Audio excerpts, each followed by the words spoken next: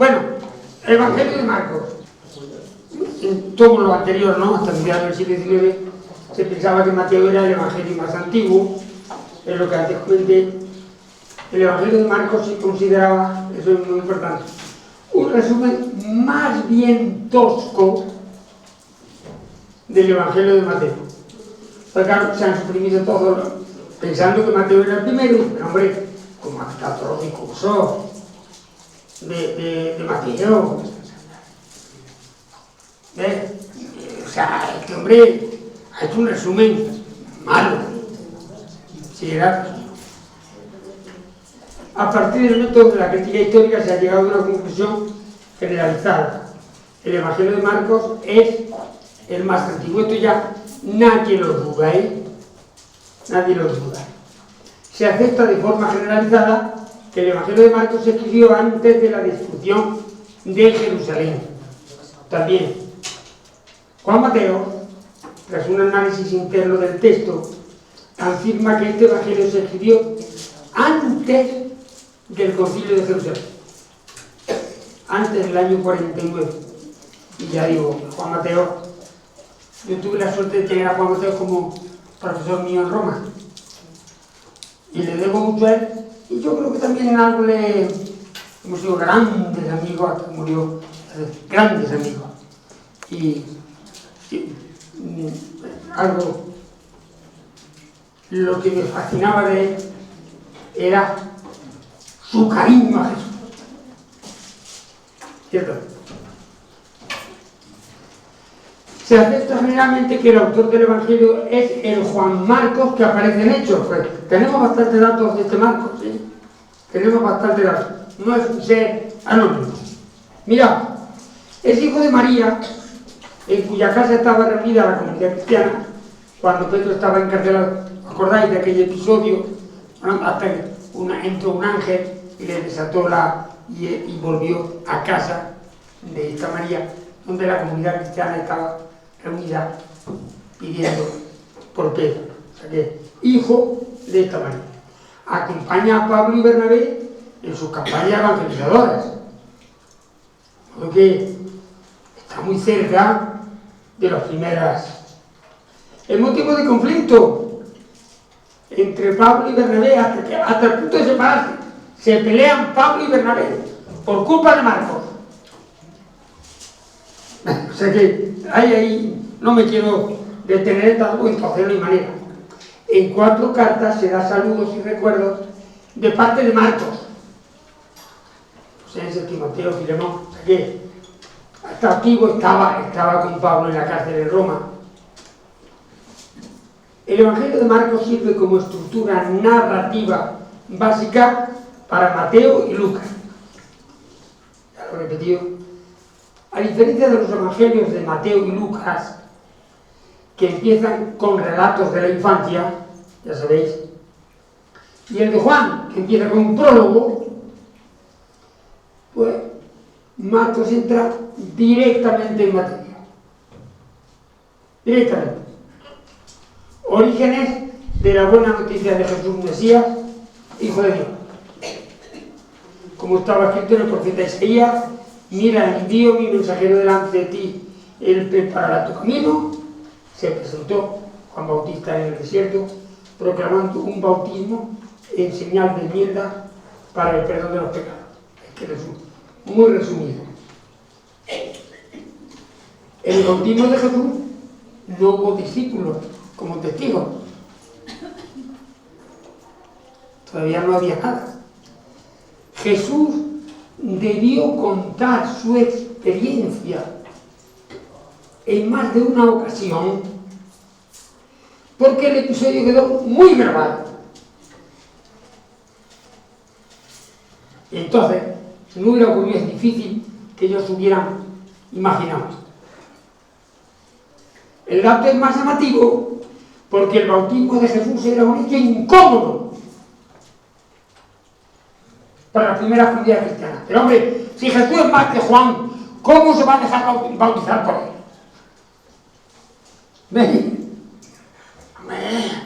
De tal manera que Mateo ya recoge la opinión de la comunidad cristiana esta incomodidad la pone Mateo en boca de Juan Bautista. Soy yo quien necesita que tú me bautices y tú acudes a mí, lo que decían lo de la comunidad cristiana. Y Jesús le da una respuesta que yo digo aquí, una respuesta que podemos llamar políticamente correcta. Que déjame ya, que así es como nos toca cumplir toda justicia. ¿Vale?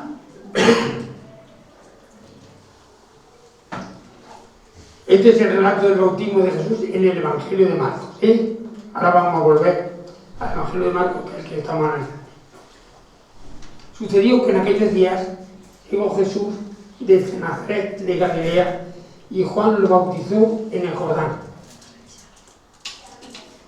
Inmediatamente, mientras salía del agua, vio rasgarse al cielo y al Espíritu bajar como paloma hasta él. Y hubo una voz del cielo: tú eres mi Hijo, el amado, en ti he puesto mi favor. Inmediatamente el Espíritu lo empujó al desierto. ¿Veis? Relato muy escueto, pero hay que desentrañarlo. Al citarlo por primera vez, Marcos lo nombra sin artículo. Un tal Jesús, sin familia, sin historia, sin pasado, nada.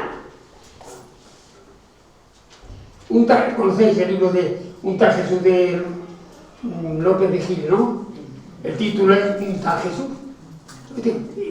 Riguroso. Es asombroso esto. Siempre Juan Mateo decía que el Evangelio de Marcos era un Evangelio extraordinariamente bien pensado, repensado, matizado, o sea que no es al azar. Y además, fijaos en este dato. Más adelante nos enteramos de sus orígenes cuando Jesús vuelve a la sinagoga de Nazaret. ¿No es este el carpintero, el hijo de María y hermano de Santiago y José, de Judas y Simón? ¿Y no están aquí sus hermanas con nosotros? Los nombres de las hermanas no los dice. La mujer, por desgracia. Y se escandalizaban de él. A ver, pues ya te lo conocemos nosotros. Estaba allí, está aquí, trabaja. Carpintero, no hijo del carpintero como dice Mateo. Mateo le dice hijo del carpintero. Marcos dice el carpintero. En las más de 75 veces que aparece después el nombre de Jesús en el Evangelio de Marcos, siempre, ni una sola vez falla, siempre aparece ya con artículo. Es una persona conocida. Hablaban así, como la gente de los pueblos, el Jesús, el Pedro, la María, el Andrés, el Antonio, que es señal de confianza, gente que se conoce. Y entonces el artículo da esa señal de cercanía. O sea que, fijaos, la primera vez, sin artículo, un tal Jesús. A partir de ahí ya es el Jesús. Juan Bautista lo bautiza, pero no lo conoce, ni habla con él. Pasa completamente desapercibido. Hay teologías distintas. Completamente se entera. Todas las que van pasando, una a otra, lo bautiza. Termina lo pasado, se acabó. La traducción literal es: vio los cielos rasgados. Eso es fuerte. Jesús vio, al salir del agua, vio los cielos rasgados. Mateo dice que se abrieron los cielos, es más suave. Rasgado. Ahora veréis. El verbo schizo se usa en 4 pasajes de los evangelios. Se rasgan los cielos aquí en el bautismo. Los cielos rasgados. Nadie rasga un vestido nuevo para echar una pieza a un vestido viejo. Pues se estropea el viejo y el nuevo. No arregla el viejo y el nuevo te lo has cargado. Nadie rasga el vestido. Otra vez que sale el verbo este. No dividamos no rasguemos la túnica, dicen los soldados, de la crucifixión, porque sería cargársela. ¿Veis? Es porque no está puesto al azar. Tras la muerte de Jesús, se rasga la cortina del santuario. En todos estos pasajes se trata de una acción que no puede recomponerse. Los cielos quedan rasgados. Ha quedado definitivamente abierta la comunicación con la esfera divina, sin posibilidad de cerrarse. Es valiente Marcos. El hecho de ver los cielos rasgados es solo de Jesús. Solo Él. Intenta aproximarse a la experiencia de comunicación divina vivida por Jesús. Esa experiencia pasa desapercibida para el resto de la gente. Nadie se entera de nada. Este hombre ha llegado, lo ha bautizado Juan, como todos los demás. Solo él tiene esa experiencia. Intenta de alguna manera expresarla, formularla. La voz del cielo es también solo para Jesús, cuidado. Es solo para Jesús. Tú eres mi hijo el amado, en ti he puesto mi favor. Una traducción castiza: me siento orgulloso de ti. Esa es la traducción literal. Esa es la voz, digámoslo así, que tiene. En Mateo la voz se dirige a la muchedumbre, cuidado, este es mi hijo. Insisto, hay teologías distintas. Marcos formula la experiencia de Jesús a dos niveles: a través de la vista, de los cielos rasgados, y a través de la voz: tú eres mi hijo.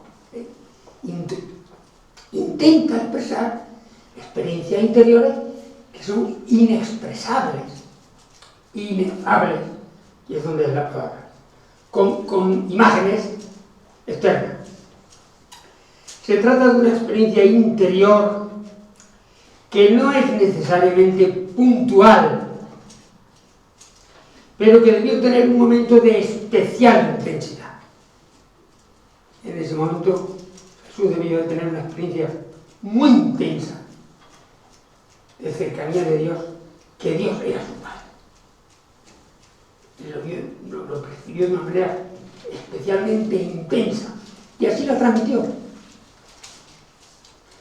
Jesús necesitó digerir y asimilar aquella experiencia.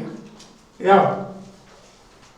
Digerir y asimilar. Este es el sentido de ser empujado por el Espíritu al desierto. Estuvo en el desierto 40 días tentado por Satanás. 40, ya sabéis que es un número simbólico. 40 días. El tiempo necesario para aclararse sobre el futuro de su vida. Eso es 40 días. Lo necesito, él necesitaba. ¿Qué hago? ¿Qué va a ser de mi vida hasta ahora? ¿A qué me voy a dedicar? Y que eso supuso un revulsivo total, que él necesitó aclararse por dentro. Y entonces ver por dónde. Fue necesario un periodo de reflexión, de profundización interior, para discernir qué iba a hacer de su vida y qué camino debía tomar. Recordamos que Pablo hizo lo mismo tras su experiencia en el camino de Damasco. Se fue al desierto de Arabia. Necesitó aclararse. La experiencia fue tan brutal, de tal manera rompió todos sus esquemas, y bueno, necesitó reposar, sedimentar esa experiencia, O sea que, ¿veis? Son fenómenos no extraños. Jesús profundiza a lo largo de su vida en la experiencia de Dios Padre, Abba, como le llama. El único evangelista que utiliza ese nombre, el único evangelista, y además en la oración del huerto, que tiene Cataluña. Abba, Padre, si es posible, pase de mí este pan. Precisamente la oración del huerto. La experiencia de Dios, Abba, Padre, abre a Jesús hacia la fraternidad universal como el punto central del reinado de Dios. Esto no lo han explicado. De verdad, yo lo lamento mucho. Yo he tardado mucho tiempo en descubrirlo. Pero me tendría que ir a otro tema. Y claro, me estoy liado. Ahora pongo aquí algunas características del Evangelio de Marcos, breve, para que podáis hablar. Las cojo de Juan Mateo, dos libros que ha hecho sobre este tema. Es el Evangelio más antiguo, ya lo saben, el más breve, el más colorista y el más localista. Los detalles de los lugares, todo eso, infinidad de detalles que los demás ya no tienen. El más narrativo y con frescura en los detalles. Ahora veréis alguno. Por ejemplo, este que es gracioso. Al salir ellos de la barca, los discípulos de Jesús, enseguida, al reconocerlo, se pusieron a recorrer toda aquella comarca y empezaron a llevar de acá para allá en sus camillas a los que se encontraban mal. Fijaos, hasta donde oían que estaban. ¿Sí? O sea, ahí decía que vamos para allá, que no, al otro lado, detrás del caño, para encontrarse con eso. Qué gráfica, qué narración más gráfica. Donde quiera que entraba, aldeas, pueblos o caseríos, ¿veis? Aldeas, pueblos o caseríos, colocaban en las plazas a los que estaban débiles y les rogaban que les dejase tocar, aunque fuera la orla de su manto. Y cuantos lo iban tocando, se salvaban. No me meto en el tema de los milagros, señor. Marcos consigue relatos muy vivos, penetrando en los sentimientos de los personajes. El tema de los sentimientos, por ejemplo, en Mateo no existe. En una narración, por eso, Jesús, muchos datos, se conmueve ante el leproso y lo cura. Se conmueve ante la muchedumbre que andaba como oveja sin pastor. Intuye la forma de pensar de los letrados ante el paralítico. Se apena por la obstinación de los fariseos ante el hombre como en el brazo atrofiado. Como veis, expresa sentimientos, reacciones de la persona. Se encoleriza con los fariseos y con Pedro, porque Pedro no daba pie con bola al pobre. Reacciona con dureza ante la impotencia de los discípulos para expulsar al espíritu inmundo. Abraza con cariño a los chiquillos. Herodes, ejemplo, otro personaje, escuchaba con perplejidad a Juan Bautista, pero le gustaba escucharlo. Dice precisamente que le gustaba, llamaba la atención lo que este hombre decía. Se entristece cuando tiene que hacer honor a su juramento, ya sabéis la historia, y decide cortar la cabeza. Pedro se indigna contra Jesús cuando anuncia por primera vez la pasión. ¿Veis? Una situación de viveza, de plasticidad.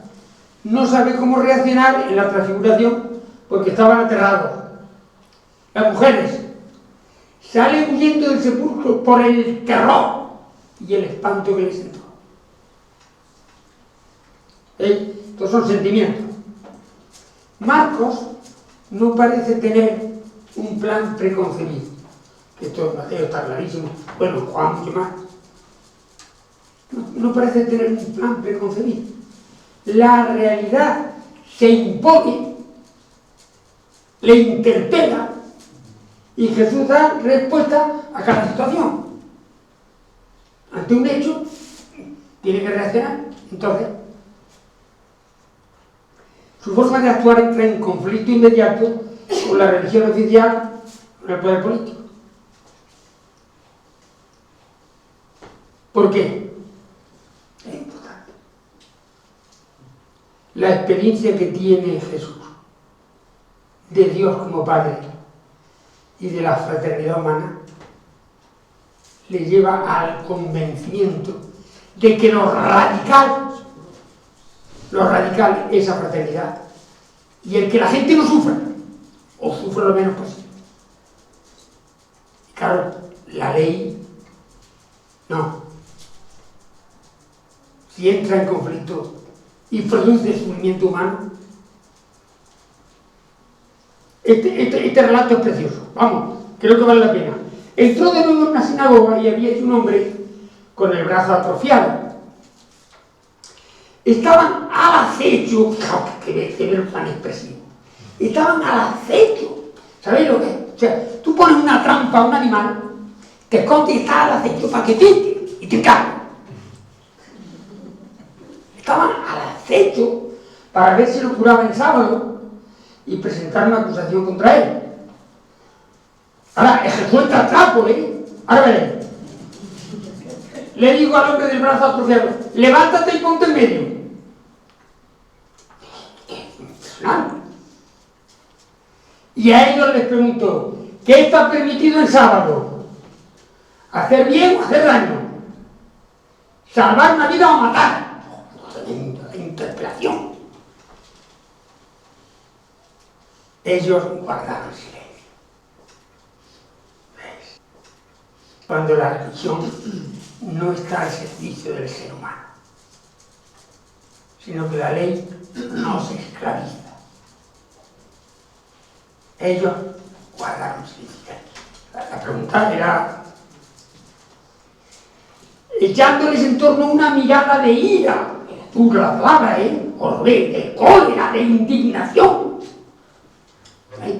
Se parece muy práctico Jesús, se ve enseguida una persona concreta de ira, y apenado, o sea, tiene doble sentimiento, de indignación y de ira, y al mismo tiempo de pena. Pero qué pena de esta pobre gente, que son esclavos de su religión. Apenado por la obcecación de su mente, le dijo al hombre, extiende el brazo. Lo extendió y su brazo volvió a quedar normal. Al salir, los fariseos junto con los herodianos se pusieron enseguida a maquinar en contra suya para eliminar. Estamos en el capítulo 3 de Marcos. Mira que pronto va a llegar el conflicto. Jesús no se manifiesta a través de discursos como en Mateo y Lucas, sino a través de la acción y de respuestas puntuales. Jesús se sitúa en intercambio continuo con la realidad, un diálogo de acción y palabra. Ese es el dinamismo que tiene todo el Evangelio de Marcos. Se marchó desde allí al territorio de Tiro, se alojó en una casa no queriendo que nadie se enterase, pero no pudo pasar inadvertido. Una mujer que había oído hablar de él y cuya hijita tenía un espíritu inmundo llegó y enseguida se echó a sus pies. La mujer era una griega, sirofenicia de origen, no judía, y le rogaba que echase el demonio de su hija. Él le dijo, deja que primero se sacien los hijos, porque no está bien tomar el pan de los hijos y echárselo a los perrillos. Aquí Jesús refleja todavía la mentalidad judía. ¿Sí? Lo primero son los hijos, los judíos, son los predilectos. Reaccionó ella diciendo, Señor, también los perrillos debajo de la mesa comen de las migajas que dejan caer los chiquillos. Vamos, acusó el golpe, ¿eh? Vamos, le dio una lección. Y ella la acepta, lo encaja. El tiempo. En vista de lo que has dicho, marcha. Ya ha salido el demonio de tu hija. al llegar a su casa encontró a la chiquilla tirada en la cama y que el demonio ya había salido. Marcos muestra que Jesús es el hombre. Ya sabéis que el Hijo del Hombre, esa expresión, solo está en boca de Jesús. Nunca nadie se lo dice a él. Siempre es el Hijo del Hombre, que tiene varias. Una traducción, la más sencilla sería un servidor, como se decía antes. Un servidor, pues en vez de el servidor, este hombre, no, el Hijo del Hombre. Bueno, pero el Hijo del Hombre, sale 13 veces, es decir, en él se realiza la plenitud humana. Esta es la gran apuesta de Marcos al hablar de Jesús. Es el hombre plenamente perfecto. Para que veáis que el Hijo del Hombre tiene autoridad en la tierra para perdonar pecados, le dice al paralítico: a ti te digo, levántate, carga con tu camilla y márchate a tu casa. Y le dijo: el precepto existió por el hombre, no el hombre por el precepto. Luego el Hijo del Hombre es también Señor del precepto, para tener la libertad absoluta de que la felicidad del ser humano está por encima y es anterior. Como resume Martin Heidegger, citado por Juan Mateo, la obra de Marcos es asombrosamente unitaria en la lengua y en el contenido. Literaria y teológicamente da la impresión de completa madurez. Juan Mateo me decía siempre, es un evangelio extraordinariamente pensado. Marcos tiene dos relatos donde al compartir el pan se multiplica. Al compartir el pan se multiplica. No lo multiplica Jesús. El milagro es conseguir que la gente comparta. Ese es el gran milagro. Porque cuando se comparte, hay para todo. Y esta es una experiencia que cualquier persona cuando va de campo lo sabe. Anda, siéntate aquí. Viene uno, anda, venga, que hay para todo. Al compartir el pan se multiplica. Al desembarcar de una gran multitud se conmovió porque estaban como ovejas sin pastor y se puso a enseñarle muchas cosas. Como se había hecho ya tarde, se le acercaron sus discípulos y le dijeron: el lugar es un despoblado y es ya tarde, despídelos y que vayan a los caseríos y aldeas de alrededor y se compren de comer. Él le contestó: dadles vosotros de comer. Le dijeron: vamos a comprar panes por 200 denarios para darles de comer. Pues sí. Él les dijo: ¿cuántos panes tenéis? Y de ver. Cuando lo averiguaron le dijeron: 5 y 2 peces, o 7. 7, la plenitud. Le mandó que los hicieran recostarse a todos en la hierba verde, formando corros.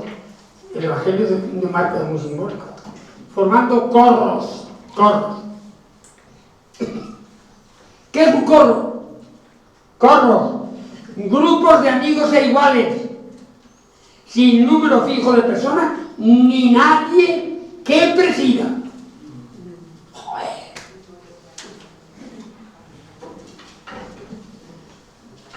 ¿Veis?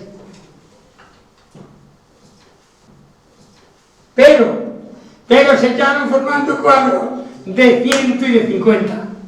¿Y esto qué es? Cuadros de 150, organización establecida por Moisés para administrar justicia. La gente prefiere la sumisión a la libertad. Anda que no tiene tu implicación en la política. Dejan la responsabilidad en manos de otros.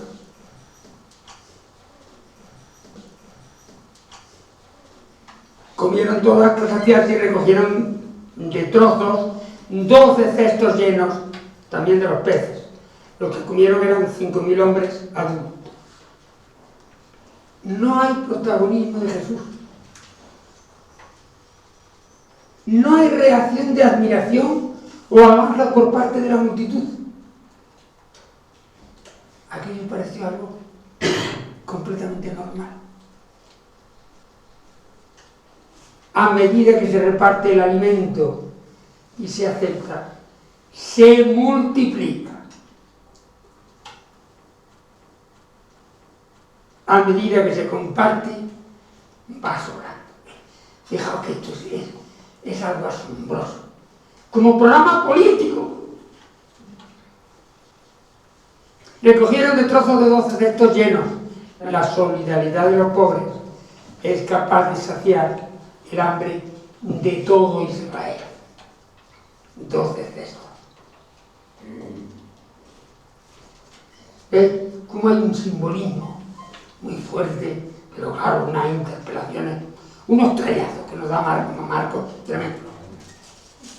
A pesar de la brevedad del Evangelio de Marcos, es llamativo, se inserta un segundo relato donde de nuevo el pan se multiplica al compartirlo. Es sorprendente. Fijaos, en los Evangelios hay 6 relatos de pan compartido y solo 3 relatos de la última cena. Caramba. Ordenó a la multitud que se echara en tierra, tomando los 7 panes y pronunciando una acción de gracias, los partió y los fue dando a sus discípulos para que los sirvieran, y ellos los sirvieron a la multitud. Las 7 puertas y los 7 panes indican los 70 pueblos de la tierra. Compartiendo se puede dar vida a toda la humanidad. ¡Claro! ¿Veis? Que esto tiene una actualidad tremenda, interpelante, que no es una historia que pasó entonces, que es la realidad que vivimos cada día. La experiencia es tan novedosa y desconcertante que Jesús tiene que remacharla con insistencia. Vaya a ver, ellos estaban discutiendo unos con otros porque no tenían panes. Al darse cuenta les dijo: ¿por qué discutís de que no tenéis panes? ¿No acabáis de reflexionar ni de entender? Es duro Jesús, es duro con los discípulos. Tenéis la mente obcecada, teniendo ojos no veis y teniendo oídos no oís. ¿No os acordáis? Cuando partí los 5 panes para los 5.000, ¿cuántos cestos llenos de trozos recogisteis? Le contestaron: 12. Y cuando los 7 para los 4.000, ¿cuántas puertas llenas de trozos recogisteis? Contestaron: 7. Él les dijo: todavía no acabáis de entender. ¡Qué bárbaro!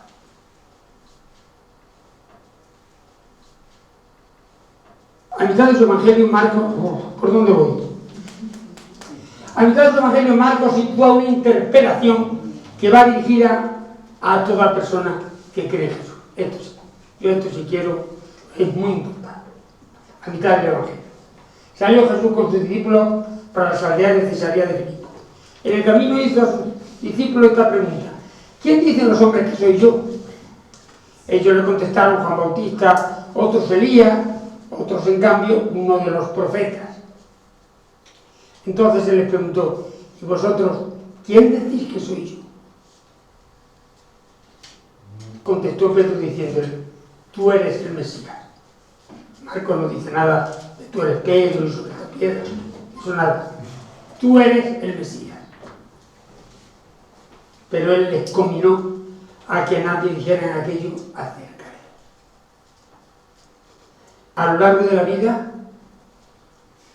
toda persona creyente que va madurando en la fe tiene que ir respondiendo de forma personalizada a esta misma pregunta: ¿qué es Jesús de Nazaret para mí?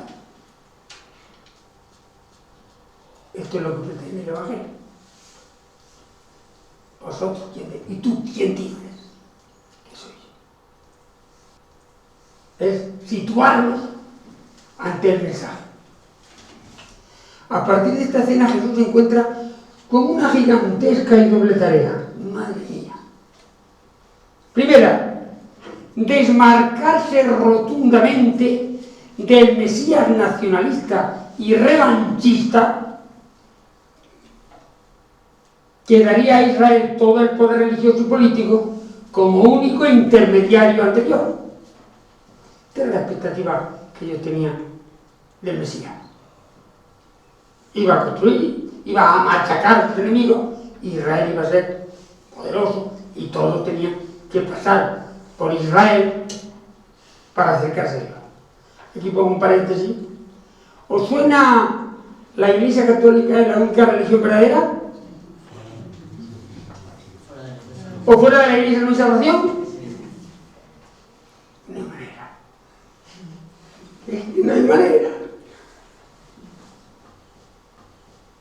Que no es cerrar puertas, sino abrirlas. Que es expansionar. Que Jesús de Nazaret es patrimonio de toda la humanidad. Que es patrimonio de los creyentes y de los no creyentes, de toda la humanidad. Porque la fraternidad humana es el gran hallazgo, la gran aportación que ha hecho Él a la riqueza de la humanidad. Jesús deja muy claro a lo largo de su vida que su único poder es el amor, como reflejo del amor de Dios, Abba, Padre. Para subrayar este punto de partida y de llegada, se suceden 3 anuncios de la pasión, muerte y resurrección. Como veis, es decir, que no, que es otra cosa. Entonces empiezan señales que el Hijo del Hombre tiene que padecer mucho, siendo rechazado por los senadores, los sumos sacerdotes y los letrados, y sufriendo la muerte. Y a los 3 días resucita. Exponía el mensaje abiertamente. Entonces Pedro, tomándolo aparte, empezó a conminarle. Pero él, volviéndose de cara a sus discípulos, conminó a Pedro, diciéndole: ponte detrás de mí, Satanás. Porque tu idea no es la de Dios, sino la de los hombres. Fijaos que combinar, la definición que da el diccionario de la Real Academia, apremiar con potestad a alguien para que obedezca. Esto es lo que Pedro le dice a Jesús. Lo combina. Porque claro, lo que está detrás es todo nuestro aparato y nuestra estructura mental y religiosa. En Marcos sale 8 veces y 7 veces en Lucas, y se aplica sobre todo a los espíritus inmundos o al viento, como a seres irracionales, es decir, enloquece. La ambición de poder enloquece. Marcos enseña otros anuncios de la pasión y muerte y resurrección con ligeras variantes, ya no voy a ver. La reacción de los discípulos es sobre todo desconcierto. Claro, rompe su esquema. Quedan rotos todos sus esquemas y todas sus expectativas. Segunda tarea de Jesús, y ya se termina. Seguir a Jesús no significa ninguna situación de privilegio ni de poder. Joder, es tremendo. ¿Veis? Es que esto es demoledor. Ninguna situación de privilegio ni de poder. El caso más descarado: se le acercan Santiago y Juan, los 2 hijos de Zebedeo, y le dijeron: maestro, queremos que lo que te pidamos lo hagas por nosotros. Pero él les preguntó: ¿qué queréis que haga por vosotros? Le contestaron: concédenos sentarnos uno a tu derecha y el otro a tu izquierda en el día de tu gloria. ¿Os suena esto a la corrupción o no? ¿Veis?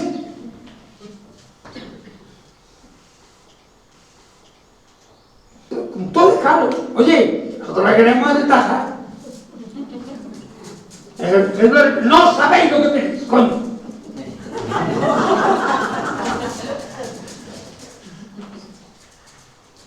El tema viene de muy atrás, cuidado. Llegaron a Cafarnaúm. Una vez en la casa le preguntó: ¿de qué hablabais por el camino? Ellos guardaban silencio. Pues en el camino habían discutido entre ellos sobre quién era el más grande.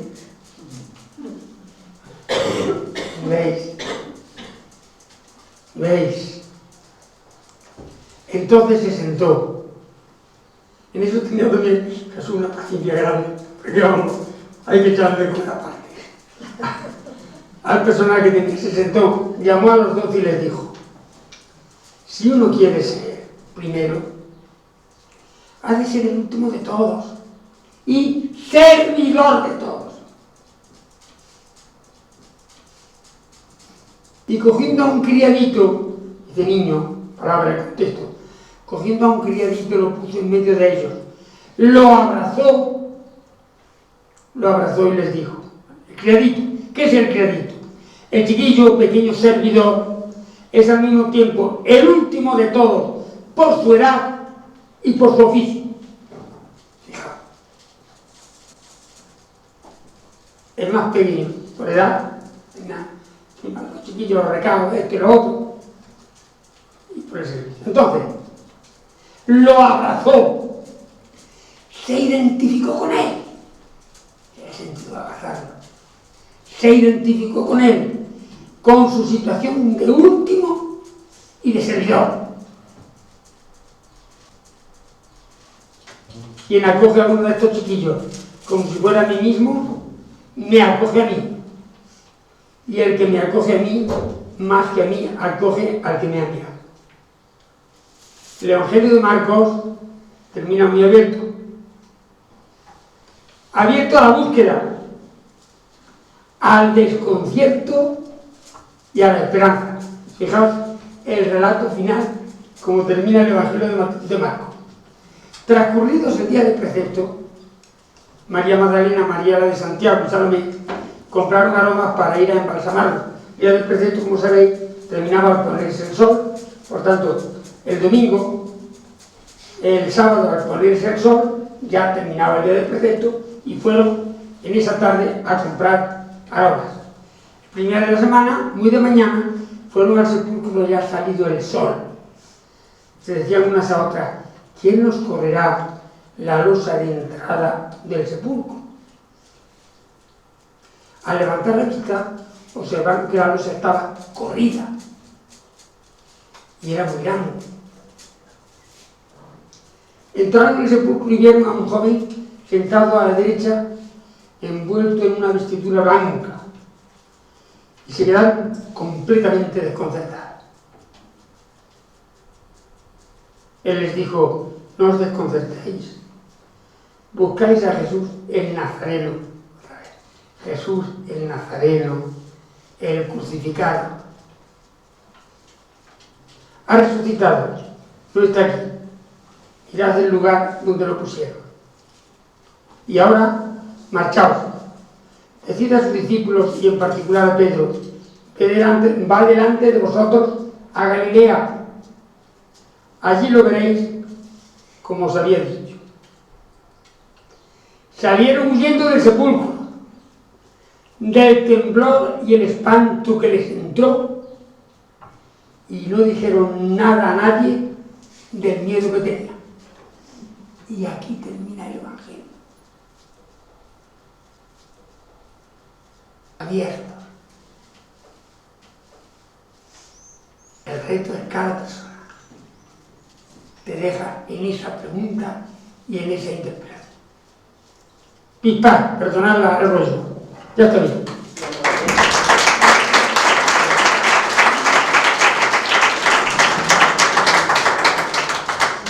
Bueno, si queréis hacer alguna pregunta, alguna cosa, a vuestra disposición.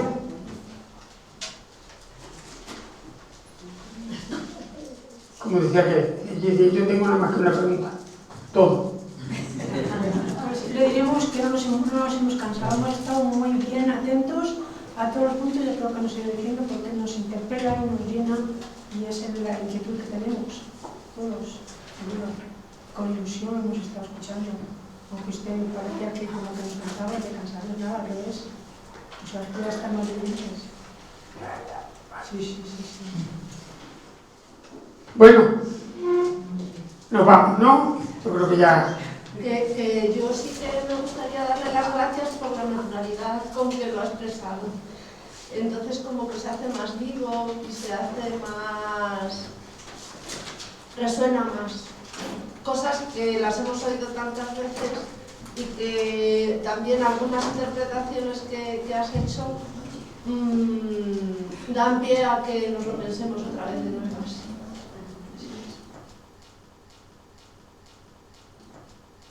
¿Vale? Bueno, pues nada. Como somos una parroquia muy sencilla, nosotros, aunque nos veas así, queremos darte las gracias, queremos darle las gracias también a Inma, que nos ha traído a ti hasta aquí, y queremos que te lleves un recuerdo nuestro. ¡Ay, qué chulería! Vaya, taller de formación 2015. ¿Cómo se formaron los evangelios? El evangelio de Marcos. Pero ¿y cómo había apañado para hacer esto tan pronto? Ya ves. ¡Qué barbaridad! Parroquia de San Félix, la teología. ¿Vale?